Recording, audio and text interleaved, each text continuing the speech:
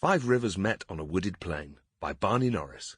Read by Linda Bassett, Christopher Benjamin, Hasan Dixon, James Doherty, Joe Jameson, and Claire Skinner. We do not expect people to be deeply moved by what is not unusual.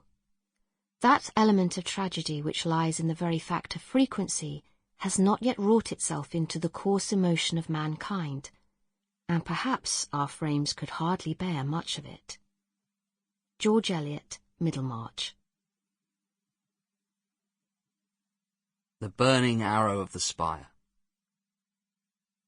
Long before the steep trickle of the Channel widened to make an island of England, before the first settlers arrived and started claiming the land around, laying down tree trunks to make pathways through marshes from ridgeway to mountain to hill, something unusual happened in the green south of Wiltshire. By a trick of the land, the rivers known today as the Wylye and the Ebble and the Nadder and the Bourne, which all ran through this landscape, all found their way into the Avon in the same stretch of flood-prone fields, pitched into one another by the sly gradients of the county lying in front of me this evening. 5 rivers met on a wooded plain, and under the weight of that water, an extraordinary thing took place. The startled world, stirred by this confluence of riverways, started to sing bright notes into the blue air. A great chord rang out in the deep heart of England, and feeling welled up through the skin of the water like a shaft of light that breaks through cloud.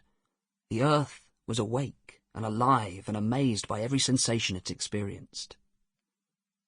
Centuries passed, and people found this miracle in the green south of the island, this rare confluence of water giving voice to the song being sung by the world, either by accident as they passed through, or drawn by the sound of it. However it happened, people undoubtedly came, and we know they heard the song. They kept trying to put it into words, to make a shape of it. The first attempt was Woodhenge. You can still visit. You'll find the remains of a wooden circle that someone built in the middle of a clearing, heeding the call, feeling the need to worship. The place is surrounded by trees and hills. There are stone circles intersecting with it. There's a tea room for visitors.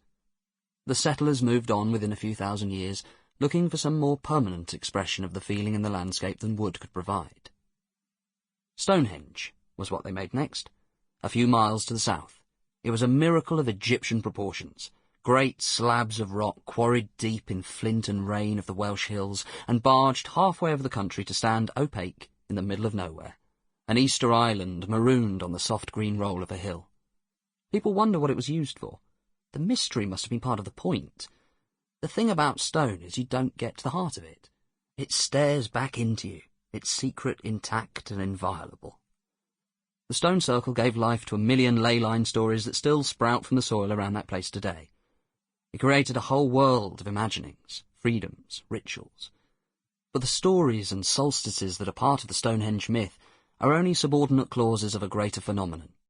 They are only new phrases in the song that was born in the rivers, as it seeks and finds other outlets, pouring into new mediums, expressed now in story, behaving like a river pursuing a path of less resistance as it finds its way into the mouths of women and men.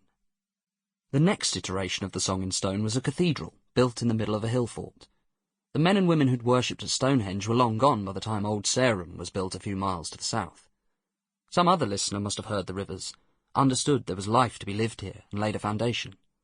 Old Sarum, the first city constructed out of that impulse, was a garrison fort whose walls encircled a body of men, beds for them to sleep in, fires that kept them living, and the cathedral at the heart of it. As had been the case before, it was a place of worship that best expressed the song in the air and the rhyming human desire to look up, imagine further, see the vastness of the world around and the ideas hidden in the landscape. It was around the cathedral and the sweep of its tower that this new society and its arguments were organised. The first cathedral collapsed and was replaced by a second, built on the same spot from many of the same stones. But faith and the army don't mix well, and it wasn't long before the church fell out with the soldiers. Tensions rose, the cohabitation of the hill became insupportable, and it was decided the cathedral should relocate.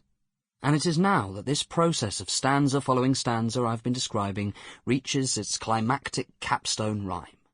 This budding on the vine of flower after flower each successive spring, the growth of form after form like shapes in a coal fire as Woodhenge and Stonehenge and the old Sarum cathedrals try to mimic the music of the land around, leads now to the apex of our story, as Salisbury Sample complete. Ready to continue?